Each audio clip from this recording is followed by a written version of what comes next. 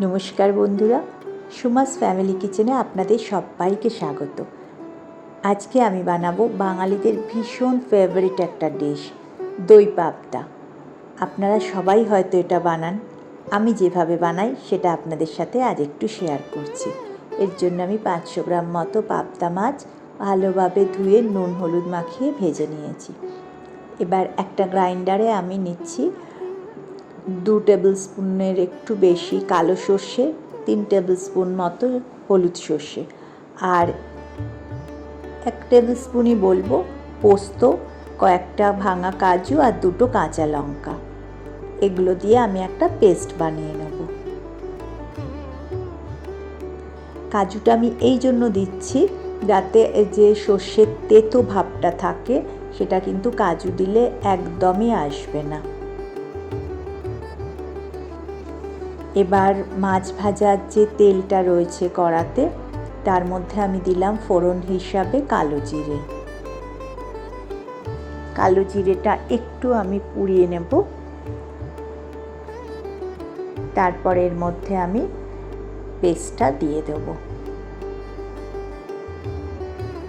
দিয়ে আমি কষবো। আমি একটু সময় নিয়েই এই মশলাটাকে কষবো, আর ফ্লেমটা একটু লোতেই রাখবো।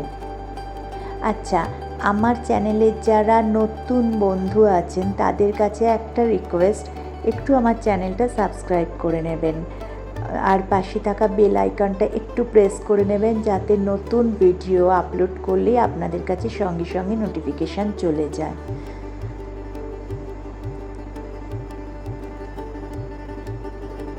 দিলাম স্বাদ মতো নুন।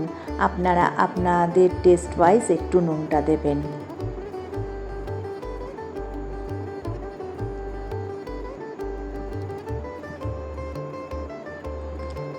কোনো অনুষ্ঠান হলে বাড়িতে, বা কোনো গেস্ট এলে, বা এমনিও আমরা অনেক সময় বানাই, এইটা কিন্তু বেশ ভালো লাগে, আর গরমকালে তো ভীষণই ভালো লাগে।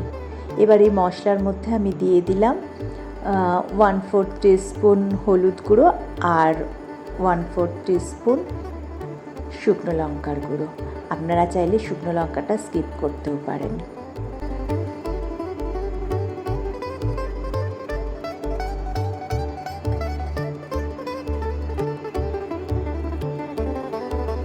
এবার এর মধ্যে আমি দিয়ে দিলাম 2 টেবিল স্পুন মতো ফ্যাটানো টক দই।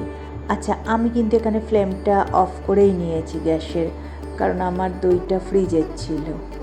কারণ রুম টেম্পারেচার না হলে সব সময় আমি চেষ্টা করি গ্যাসের ফ্লেম অফ করে দিতে, আর রুম টেম্পারেচারে রাখা দই হলেও গ্যাসের ফ্লেম স্লোতে রাখি আমি।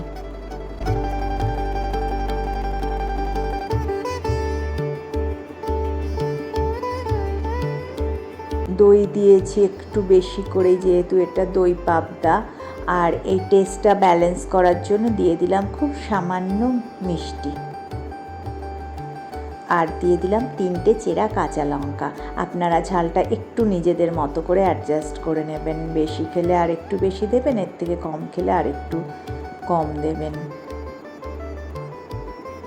মশলা মোটামুটি কষা হয়ে গেছে, তেল ছাড়ছে। এবার আমি এর মধ্যে 1 কাপের একটু বেশি জল দিয়ে দেব। আমি এখানে গরম জল ইউজ করেছি। এটা তো খুব ঝোল হয় না, গা মাখাই হবে, কিন্তু একটু মাছটা যাতে পুরোটা এখানে, এতটা গ্রেভি তো আমাদের রাখতেই হবে যে পুরোটা ডিপ করাতে হবে আমাদের, আর একটু ফোটাবো যাতে মাছটা একটু সফট হয়ে যায়। ফুটে উঠেছিল বলে আমি মাছগুলো ছেড়ে দিলাম এর মধ্যে। মোটামুটি 2-3 মিনিট ফোটালেই রেডি আমাদের দই পাবদা।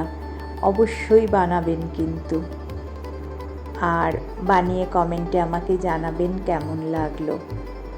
যদি ভালো লাগে একটা লাইক দেবেন, আর বন্ধু বান্ধব আত্মীয় স্বজনদের মধ্যে একটু শেয়ার করবেন।